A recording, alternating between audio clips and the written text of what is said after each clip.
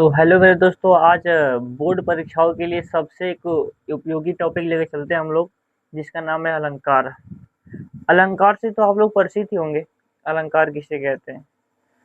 तो अगर ना मालूम हो तो फिर देख लीजिए अलंकार किसे कहते हैं। मतलब इससे तो अलंकार की परिभाषा आपके बोर्ड में नहीं पूछता है, बट बता दे रहा हूँ। देखिए, अलंकार किसे कहते हैं सबसे पहले तो इसकी परिभाषा होती है कि काव्य की शोभा बनाने वाले धर्मों को अलंकार कहते हैं। मतलब जिस धर्म से या जिस तत्व से किसी पंक्ति की या किसी काव्य की शोभा या सुंदरता बढ़ जाती है, उसे अलंकार कहते हैं। जैसे मनुष्य की शोभा उनके आभूषण से होती है, उनके पहनावे से होती है, उसी प्रकार जो हमारे काव्य होते हैं, हमारे वाक्य होते हैं, उनकी शोभा भी उनके तत्वों से, उनके धर्मों से होती है।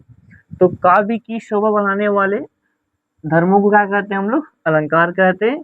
तो इसकी परिभाषा नहीं पूछता है। इनके जो पार्ट्स होते हैं ना, इनसे रिलेटेड हमारे क्वेश्चंस में, पेपर में आते हैं क्वेश्चंस। और ये गारंटी है कि मतलब एक या दो क्वेश्चंस बोर्ड के एग्जाम में आते हैं। एग्जाम्पल के साथ आपको लिखना पड़ता है। तो चलिए, बहुत बेहतरीन तरीके से हर एक टॉपिक को बहुत आसान तरीके से एग्जाम्पल के साथ पढ़ते हैं। तो सबसे पहले आपको बताया जाएगा अनुप्रास अलंकार के बारे में कि अनुप्रास अलंकार किसे कहते हैं। अनुप्रास अलंकार किसे कहते हैं? चलिए, इनकी परिभाषा देखते हैं। अनुप्रास अलंकार की परिभाषा कितनी सिंपल सी बनती है। जहां किसी व्यंजक वर्ण की आवृत्ति बार बार हो, वह अनुप्रास अलंकार होता है। मतलब इसको लिखते हैं पहले। क्या बोला है कि जहां जहां किसी व्यंजक वर्ण की आवृत्ति, वर्ण की बार बार आवृत्ति हो, बार बार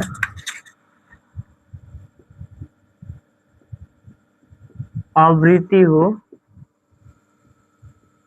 वहां या उसे बोलिए ना, यहाँ पे लिखिए उसे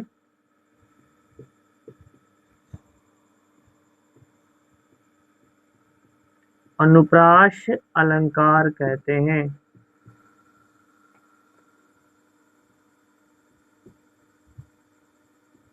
क्या बोला है कि जहां किसी व्यंजक वर्ण की बार बार आवृत्ति, व्यंजक वर्ण, वर्ण मतलब अक्षर होता है, ये अक्षर का दूसरा नाम है। इसको वर्ण का मतलब क्या होता है? अक्षर। तो जहां किसी व्यंजक वर्ण की बार बार आवृत्ति हो, वहां पे अनुप्रास अलंकार होता है। सबसे सिंपल ये परिभाषा है, एग्जाम में लिखने लायक। क्या क्या है कि जहां किसी व्यंजक वर्ण की बार बार आवृत्ति हो, वहाँ अनुप्रास अलंकार होता है, या उसे अनुप्रास अलंकार कहते हैं।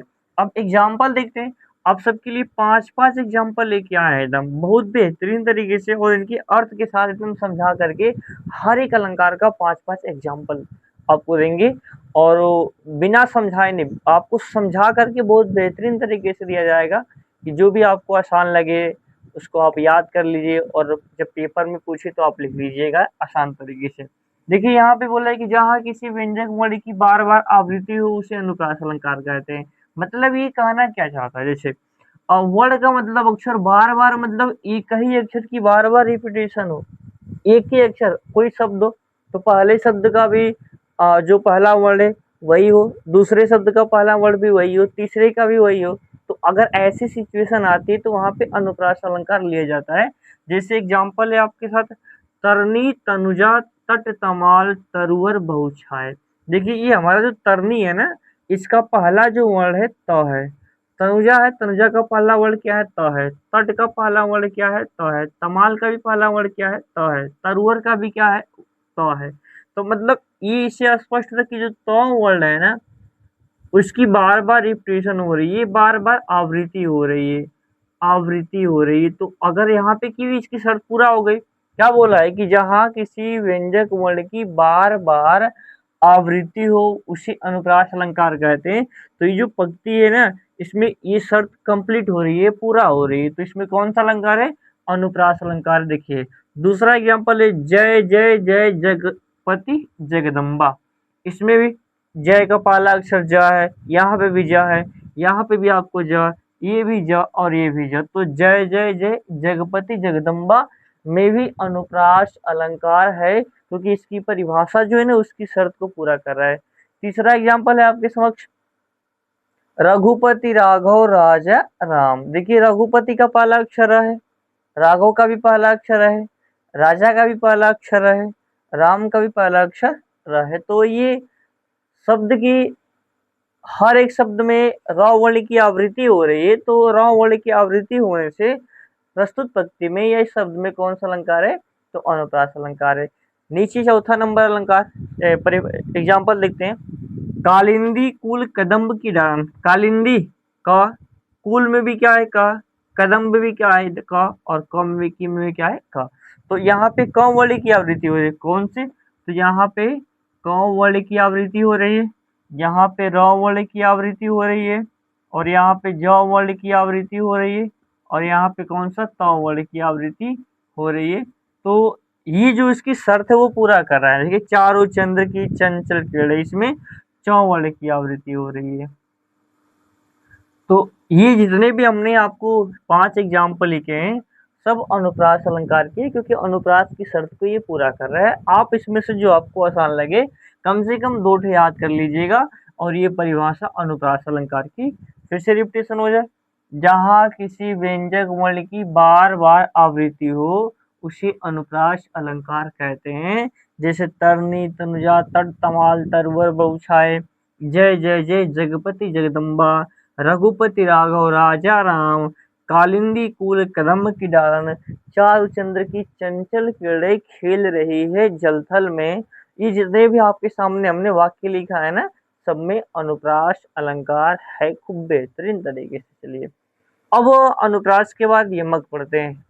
यमक अलंकार किसे कहते हैं, क्योंकि अनुप्रास, यमक और श्लेष ये तीनों के तीनों शब्द अलंकार के भाग के अंतर्गत आते हैं। अलंकार मुख्यतः 2 प्रकार का होता है, एक शब्द अलंकार, दूसरा अर्थ अलंकार। तो ये जो अनुप्रास, यमक, श्लेष ये तीनों है ना, ये शब्द अलंकार के भाग है, और अर्थ अलंकार का भाग हम लोग नेक्स्ट वीडियो में पढ़ चुके हैं, उसको भी जाकर के देख लीजिएगा। तो ये अब पढ़ेंगे हम लोग यमक अलंकार किसे कहते हैं। तो अनुप्रास अलंकार के बाद हम पढ़ने जा रहे हैं यमक अलंकार। देखिए ध्यान से, यहाँ पे क्या होगा, यमक अलंकार। इनकी परिभाषा क्या बनती है यमक अलंकार की, कैसे बनती है, कि जब कोई पंक्ति, मान लीजिए कोई पंक्ति कविता हो और उसमें एक शब्द 2 या 2 से अधिक बार आए और उसका अर्थ अलग अलग हो, तो वहां पे यमक अलंकार होता है। ऐसे आप लिख सकते हैं कि जब किसी पंक्ति या कविता में एक शब्द 2 या 2 से अधिक बार आए और उसका अर्थ अलग अलग हो, वहां पे यमक अलंकार होता है। चलिए लिखते हैं, जब किसी पंक्ति या कविता में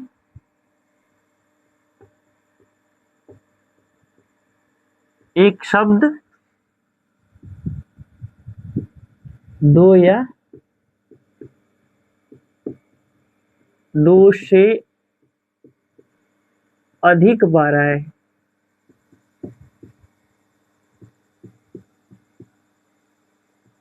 और उसका अर्थ अलग अलग हो, उसका अर्थ अलग अलग हो, वहां यमक अलंकार होता है। यमक अलंकार होता है। ये यमक अलंकार की परिभाषा होगी लिखने लायक, कि जब कोई पंक्ति हो या कविता हो और एक शब्द 2 या 2 से अधिक बार आए, मतलब 3 बार भी आ सकता है, 4 बार भी आ सकता है, 2 बार भी आ सकता है, लेकिन 2 से कम नहीं आना चाहिए। और जब उसका अर्थ निकाला जाए तो उसका अर्थ अलग अलग निकलता, मतलब जो 2 शब्द आ रहे हैं ना, दोनों शब्द का अर्थ अलग अलग निकल रहा है, तो वहां पे आपको यमक अलंकार देखने को मिलेगा। जैसे पहला एग्जाम्पल आपके समक्ष है, तू मोहन के उर्वशी उर्वशी समान। देखिए यहाँ पे ये जो पंक्ति है ना, इसमें एक यहाँ पे उर्वशी और या दूसरा उर्वशी। हमने क्या कहा कि जब कोई पंक्ति या कविता में एक शब्द 2 बार आए या 2 से अधिक बार आए और उसका अर्थ अलग अलग हो, वहां पे यमक अलंकार होता है। तो यहाँ पे तू मोहन की उर्वशी, उर्वशी समान, ये जो पहला उर्वशी है, देखिए दूसरा उर्वशी, दो बार आया है, तो इसमें इन दोनों का अर्थ अलग अलग होगा। एक उर्वशी का मतलब होता है ना, देखिए पहले उर्वशी का मतलब होता है उर मतलब हृदय, और वशी मतलब निवास करना है। तो ये हृदय में निवास करना, इसका अर्थ उर्वशी का मतलब होता है हृदय में या दिल में निवास करना, हृदय में निवास करना, ये पहले का अर्थ हो गया।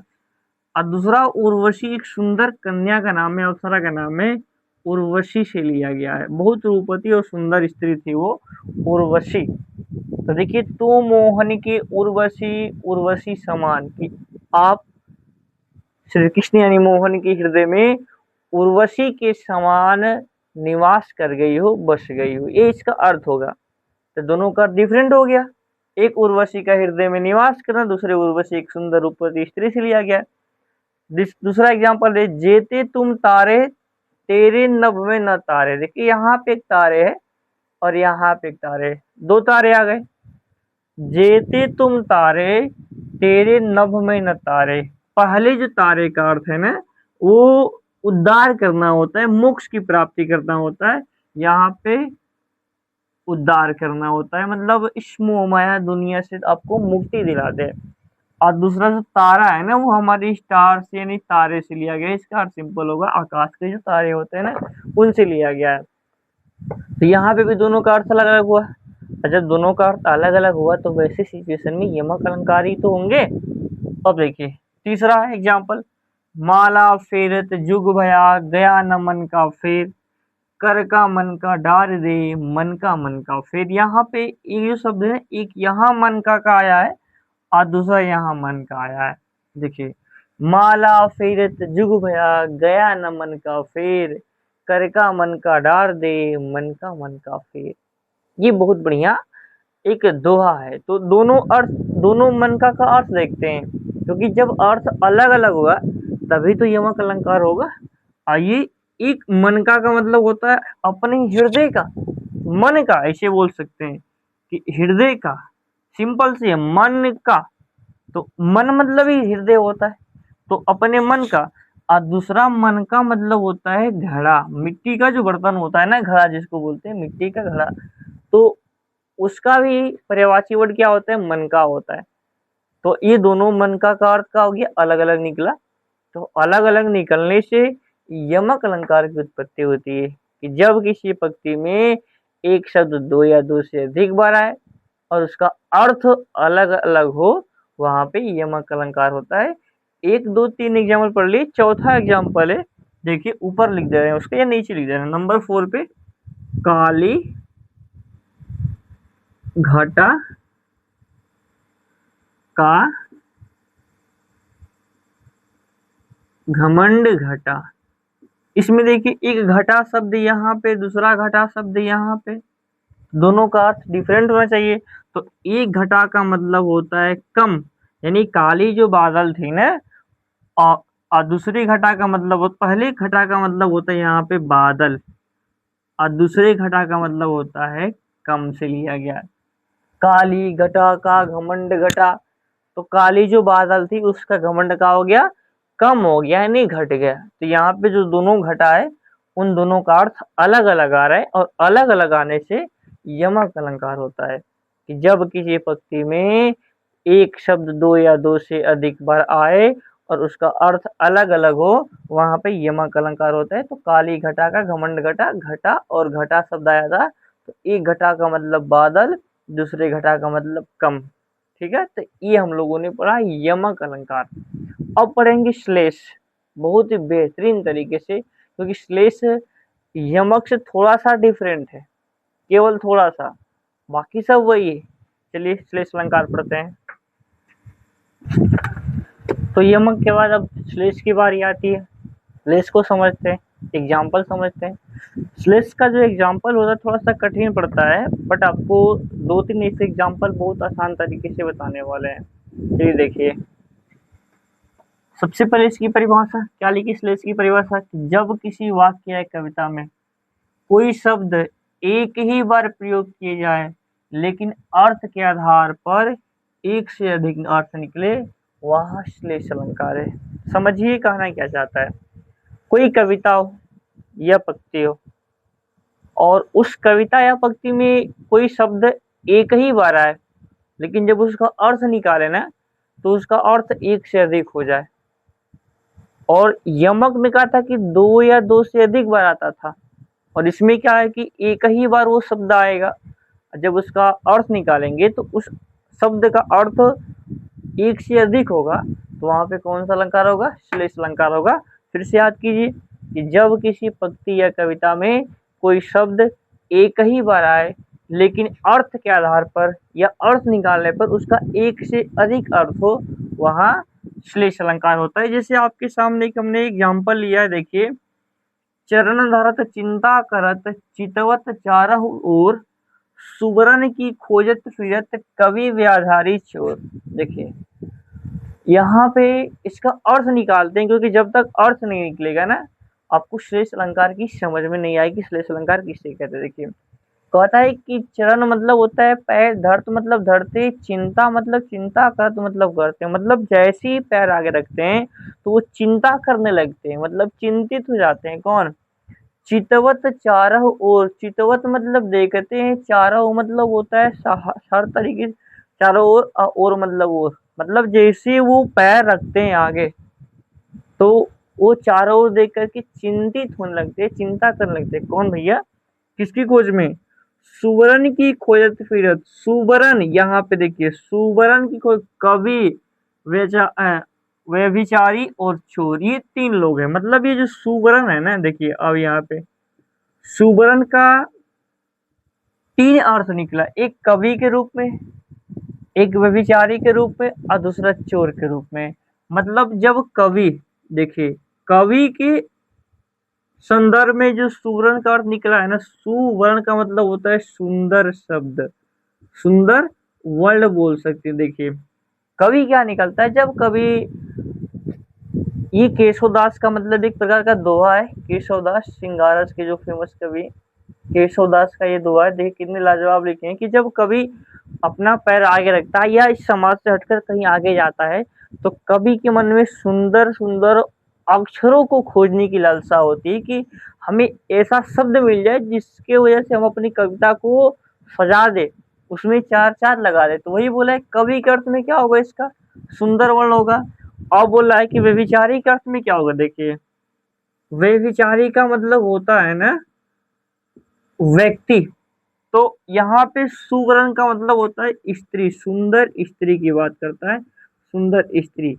मैं आदमी के मन में भी सुंदर स्त्री को खोज पाने की इच्छा होती है जब भी कहीं आगे जाता है। तो अब देखिए तीसरा दो अर्थ तो निकल गए, एक कवि के रूप में, एक व्यक्ति के रूप में, और एक ही शब्द आया था सुवर्ण का मतलब होता है सुंदर शब्द, सुंदर स्त्री। और तीसरा चोर के संबंध में क्या है कि सर चोर जब आगे जाता है तो क्या देखता है? तो चोर जब आगे पैर रखता है तो वहां पे इसका अर्थ लिखा गया है सुवर्ण का मतलब होता है सोना, सोना से लिया गया है। देखिए शब्द एक ही था और तीन के संदर्भ में तीन अर्थ निकल गया, तो इसकी शर्त को पूरा कर रहा है।